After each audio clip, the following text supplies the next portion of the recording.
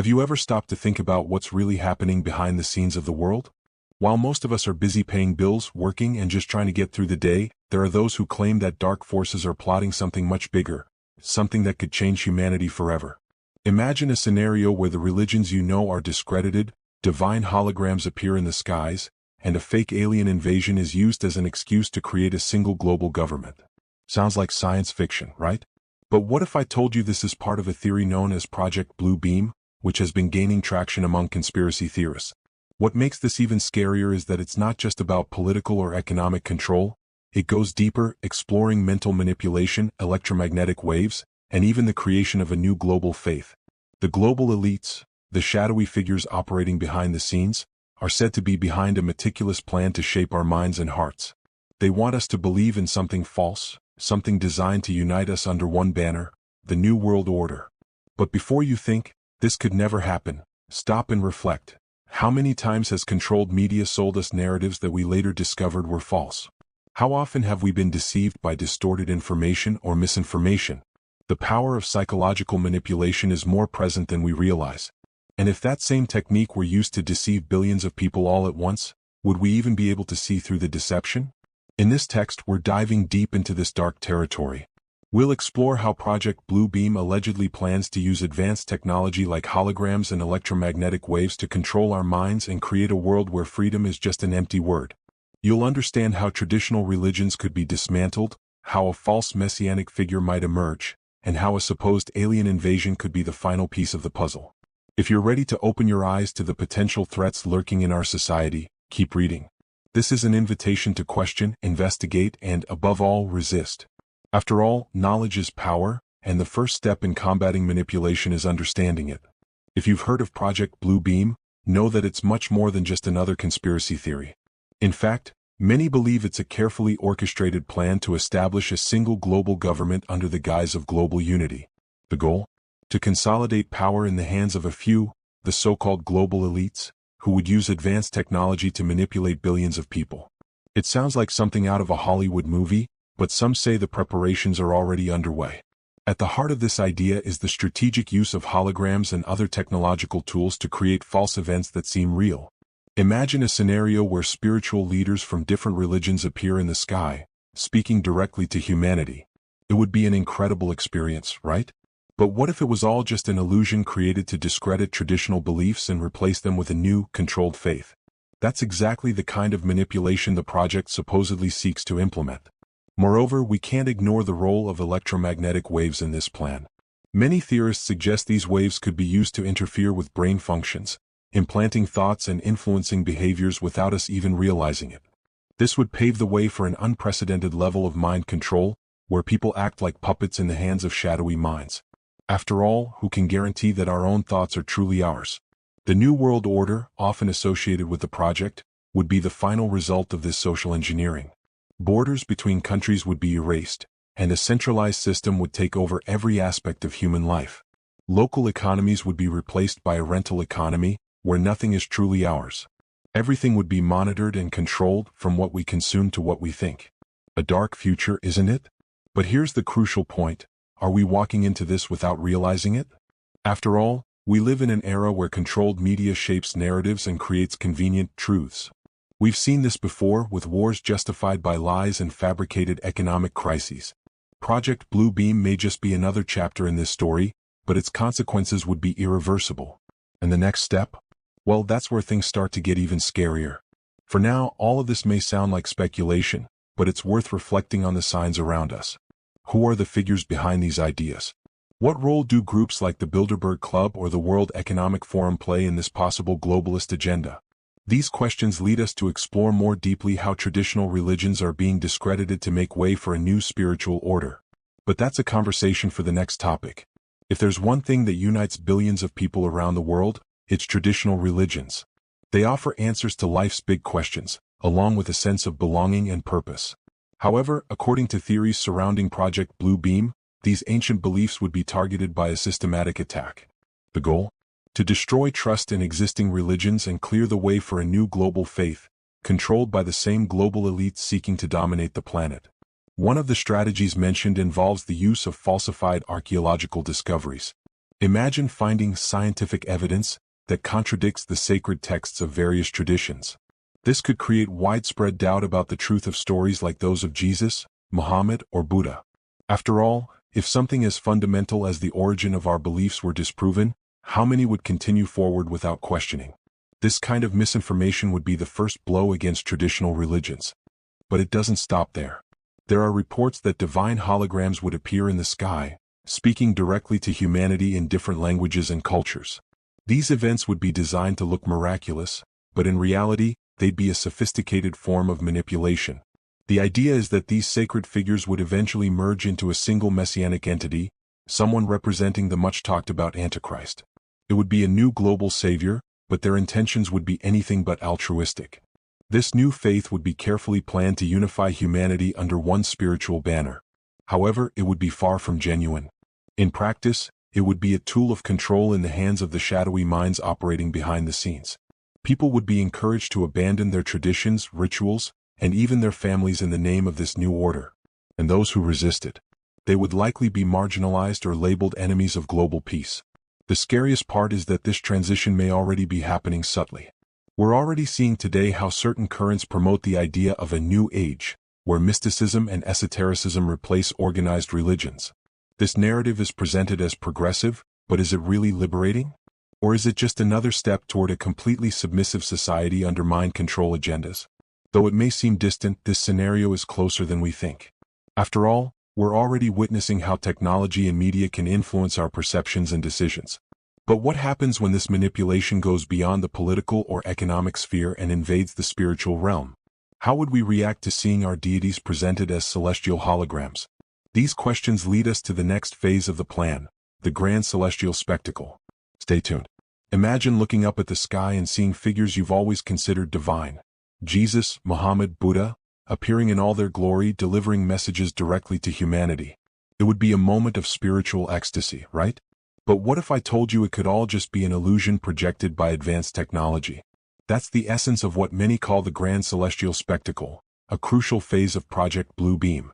The idea is to create an event so grand that no one would question its authenticity. The divine holograms would be projected using cutting-edge technology, possibly developed in secret military programs or laboratories run by global elites. These images wouldn't just look real, they'd also interact with people, speaking in their native languages and even quoting sacred texts. For many, it would be the ultimate proof of the existence of something greater. However, everything would be under control, programmed to guide humanity toward accepting a single global messianic figure, someone representing the Antichrist. But why would this be so effective? The answer lies in human psychology. When confronted with something that seems miraculous, our critical thinking tends to diminish. People would be so awestruck by these celestial events that they wouldn't question their origin or intent. It would be like watching a light and shadow show projected onto the clouds, but with much deeper consequences. We'd be deceived on a planetary scale without even realizing it. Moreover, some suggest that these holograms wouldn't just be visual but also accompanied by specific sounds and vibrations. Using electromagnetic waves, the elites could induce altered states of consciousness, making people even more susceptible to manipulation. Imagine being in a trance-like spiritual state while divine figures speak directly to you. It would almost be impossible to resist the idea that it was real, even though it was just an elaborate hoax.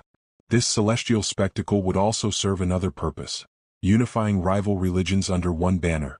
By presenting these sacred figures as aspects of the same messianic entity, divisions between different traditions would disappear. This might sound like a positive step toward global peace, but in practice, it would be the opposite. We'd be trading our genuine beliefs for a fabricated faith, created exclusively to serve the interests of the New World Order. And when we think we've seen the worst, another question arises. What happens after this new faith is established?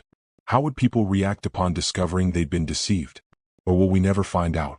These questions lead us to the next phase of the plan, where manipulation goes beyond the spiritual and invades the realm of the human mind. Brace yourself to explore the role of electromagnetic waves and the true meaning of mind control. If you think the use of divine holograms is scary, wait until you understand how electromagnetic waves could be used to manipulate our brains. This technology, often associated with Project Blue Beam, has the potential to interfere directly with our brain functions.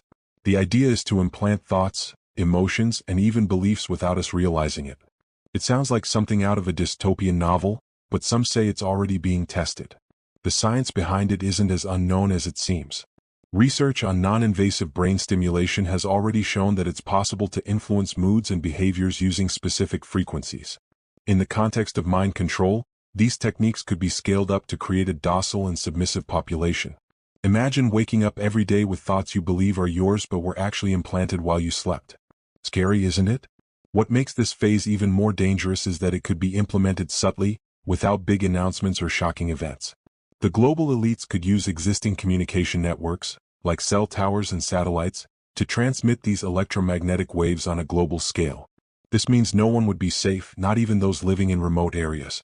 It would be like a silent invasion, where the enemy isn't seen but is felt in every thought. Moreover, brain manipulation wouldn't be limited to inducing obedience. It could also be used to create social divisions, amplify fears, and even trigger conflicts. For example, imagine two people receiving opposing messages through these waves, leading them to distrust each other. This kind of internal misinformation would be a powerful tool to keep the population fragmented and unable to unite against the true controllers. But are we already experiencing something similar? Many theorists point to the rise in mental illnesses, collective anxiety, and irrational behaviors as signs that something is happening behind the scenes.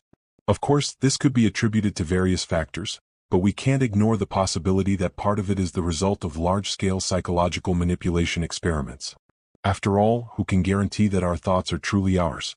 Though all this sounds like science fiction, it's worth reflecting on the technological advances of recent years. If we've already created artificial intelligences capable of predicting human behavior, how far can we go with brain manipulation? And more importantly, how can we protect ourselves from it? These questions lead us to the next phase of the plan, where humanity will face an event that will change everything: the false alien invasion. But that's a story for the next topic. Now we've reached the final phase of Project Blue Beam, and it's undoubtedly the most shocking of all: a false alien invasion. Imagine looking up at the sky and seeing gigantic spaceships hovering over the world's largest cities. Panic would be instantaneous, and humanity would unite in search of answers. But what if it was all just an elaborate setup? A technological trick designed to consolidate the control of global elites over the population. This invasion would be carried out using advanced holograms and large-scale projections, combined with sound effects and even simulated explosions. The idea is to create a sense of extraterrestrial threat so convincing that no one would question its authenticity. For many, it would be the most terrifying event of their lives. However, everything would be controlled by human minds, or rather, by the same shadowy figures who planned the earlier phases of the project. The goal of this fake invasion would be to unify humanity under a single global government. After all, faced with an alien threat, who could argue against the need for international cooperation? Borders would dissolve, armies would centralize, and emergency measures would be implemented to protect the population.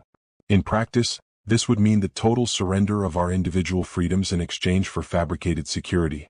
But here's the crucial point: how would people react upon discovering it was all a hoax? By then, it would probably be too late. Power structures would already be consolidated, and any resistance would be quickly silenced. Moreover, controlled media would play an essential role in this process, presenting the invasion as proof of the need for centralized government. It would be yet another example of how misinformation can shape our perception of reality. Another worrying aspect is that this phase would also use elements of psychological manipulation. The same electromagnetic waves mentioned earlier could be employed to amplify fear and urgency. Imagine physically feeling the terror of an alien invasion even though deep down something feels off. This kind of sensory manipulation would leave people completely vulnerable to the narratives imposed by the elites. In the end, the false alien invasion would be the culmination of a meticulously planned scheme to dominate humanity. But are we prepared to see the signs before it's too late? How can we differentiate what's real from what's fabricated in a world where technology advances faster than our ability to understand it? These questions lead us to the next step: the importance of controlled media and whistleblowers trying to alert the public. But that's a conversation for the next topic. If there's one thing keeping Project Blue Beam in motion, it's controlled media. It not only shapes the narratives we consume daily but also sets the stage for events like the false alien invasion or the creation of a new global faith. Without this powerful tool, it would be much harder to convince billions of people to accept ideas that, under other circumstances, would be questioned or rejected. After all, who can compete with such a well-oiled propaganda machine? Traditional media, allied with digital platforms, has the power to turn lies into absolute truths. Just observe how certain topics are repeated endlessly until they become facts. This creates a fabricated reality where people stop thinking critically and start accepting everything they're presented with. In the context of the project, this means global elites can use media to spread fear, confusion, and even hope, depending on the ultimate goal. It's a form of control as effective as it is invisible. But the manipulation doesn't stop there. So-called whistleblowers, figures who supposedly reveal secrets of the elites, could also be part of the game. Many theorists suggest these individuals are carefully planted to divert attention or present distorted versions of the truth. Thus, while some fight against fake conspiracies, the real ones continue operating behind the scenes. This kind of misinformation is a powerful weapon to keep the public distracted. Another important point is how the media uses fear to shape behavior. For example, by amplifying extraterrestrial threats or global economic crises, it creates a sense of urgency that justifies extreme measures. This paves the way for authoritarian policies and the centralization of power, all under the pretext of protecting the population. After all, who would question decisions made in the name of security? This is where the crucial role of psychological manipulation comes in. However, not all is lost. There are still independent voices trying to expose these control strategies. The problem is that many of these alternative sources end up being marginalized or labeled as conspiracy theories. This creates a vicious cycle where the truth is silenced and official narratives prevail. But are we doomed to live in a world where the truth is always obscured? Or is there still room for resistance? This battle between information and misinformation is just one piece of the larger puzzle. After all, whoever controls the narrative controls the masses. And when we think about the agendas promoted by groups like the Council on Foreign Relations or the World Economic Forum, it becomes clear that globalism is much more than just an ideology. It's a strategy to concentrate power and resources in the hands of a few. But how does this work in practice? That's the next step in our journey. When we talk about globalism, many people think of a positive idea, a borderless world where everyone works together for peace and prosperity. However, beneath this idealistic facade, something much darker is happening.